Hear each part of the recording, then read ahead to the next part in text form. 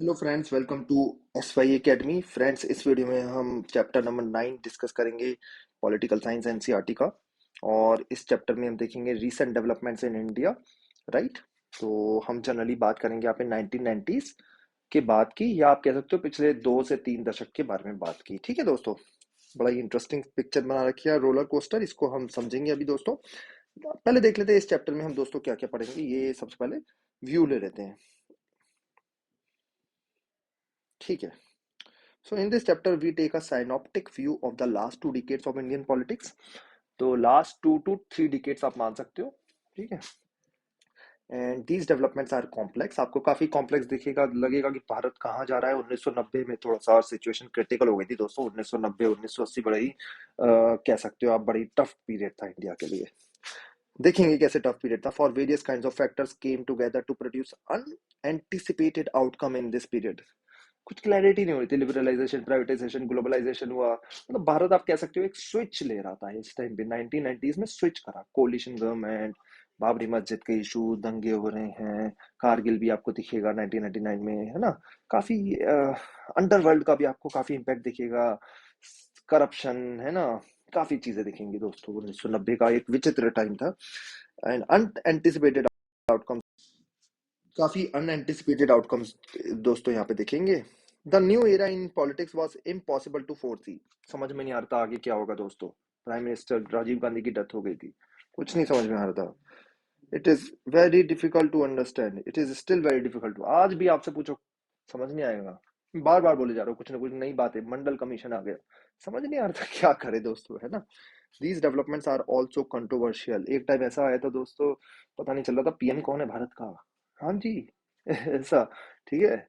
तो नरसिम्हा राव के बाद या उनसे पहले उस टाइम पीरियड में क्लियर नहीं होता पीएम कौन है, किस जगह का कौन सीएम होगा, ये भी क्लियर नहीं हो रहा था।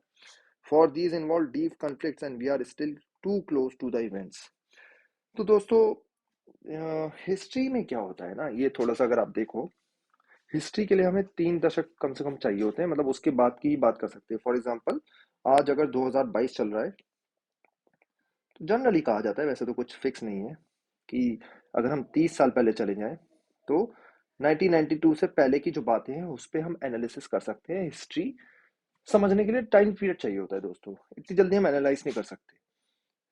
कहने का मतलब ये है कि अगर, कि for example demonetisation of currency एक सही मूव था या नहीं था, ये बताना मुश्किल था 2016 में। अब थोड़ा आसान हो रहा है बताना। आगे चल के बिल्कुल क्लियर हो जाएगा कि वो सही मूव था या नहीं था। तो कहने का क्या मतलब है, हम हिस्ट्री तभी जज कर सकते हैं जब 3 दशक बीत गए हो कम से कम, है ना। कम से कम 3 दशक, फिर ही हम एनालाइज कर सकते हैं। तो यही पॉइंट यहाँ पे मेंशन्ड है कि ये चीजें रीसेंट है, इनको अभी भी समझना इतना आसान नहीं है। ठीक है, इसलिए आप देखते होगे हिस्ट्री की बुक्स में पढ़ाया भी नहीं जाता, क्योंकि हिस्ट्री की बुक्स में बोला जाता है कि 3 दशक पहले की बातें ही देखी जाएंगी, उससे पहले की बातें ही। तो यही बात लिखी, we are still too close to the events. आज भी हम बहुत क्लोज हैं और एनालाइज करना इतना आसान नहीं है, बट ये पॉलिटिकल साइंस है तो यहाँ पे हम पढ़ेंगे। Yet we can ask some question central to the political change in this period. कुछ क्वेश्चन हम यहाँ पे दोस्तों देखेंगे, उसके जवाब ढूंढने की कोशिश करेंगे। मैं ये नहीं कह रहा जवाब मिल जाएंगे। What are the implications of the rise of coalition politics for our democracy. इसका implication क्या था, कोलिशन पॉलिटिक्स मतलब, कोलिशन पॉलिटिक्स का मतलब ये होता है कि मल्टीपल पार्टीज मिलके गवर्नमेंट बना रही है। आसान नहीं होता ये चीज। कोलिशन पॉलिटिक्स का एक रीजन बोला जाता है हिटलर के राइज का। ठीक है दोस्तों, को ये एक वर्ल्ड वॉर 2 के एक वन ऑफ द रीजंस में से एक है कोलिशन पॉलिटिक्स, कि बहुत सारी पार्टीज मिलके बन गई। कोई पार्टी कुछ और सोचती है, कोई पार्टी कुछ और सोचती है, सरकार चल ही नहीं पाती।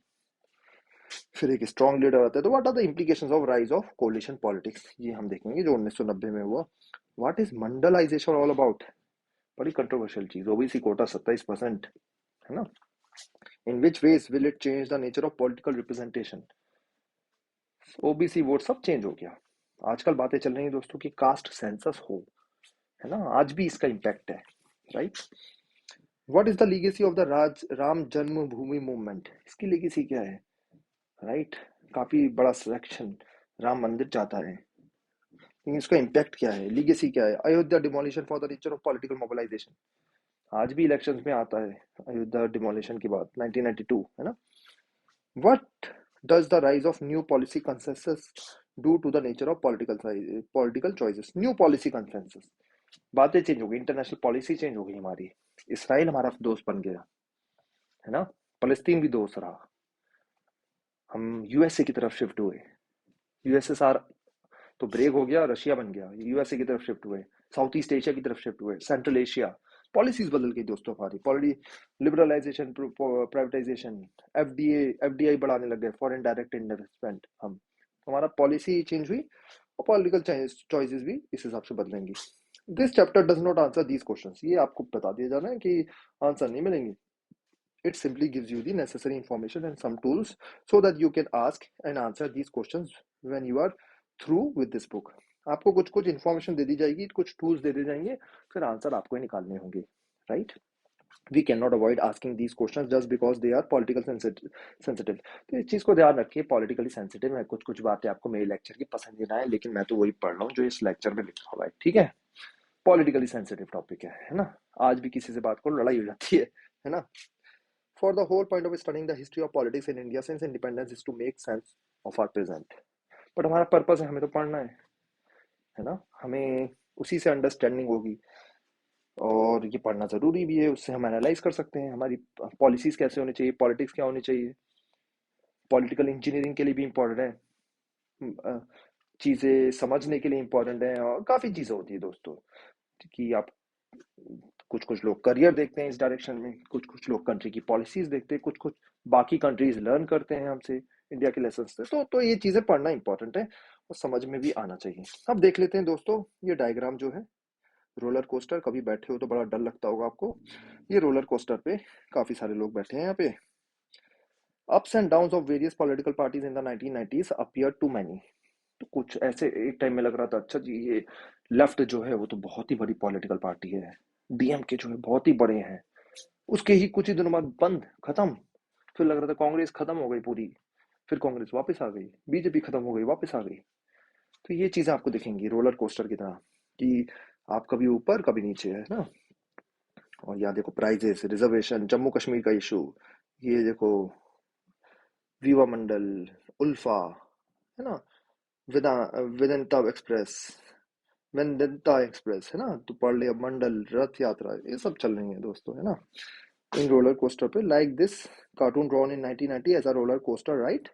Writing the roller coaster are Rajiv Gandhi दोस्तों, वीपी सिंह है जो प्राइम मिनिस्टर भी बने थे, एल के अडवाणी है ना, जो रथ यात्रा निकाल रही है, चंद्रशेखर है, राइट, ज्योति बसु भी हैं, ज्योति बसु लेफ्ट के बहुत ही important leader, N T Rama Rao भी हैं दोस्तों, देवीलाल, पी के महंता, के करुणानिधि। तो ये दोस्तों सब लीडर जो हैं कि ये के करुणानिधि है।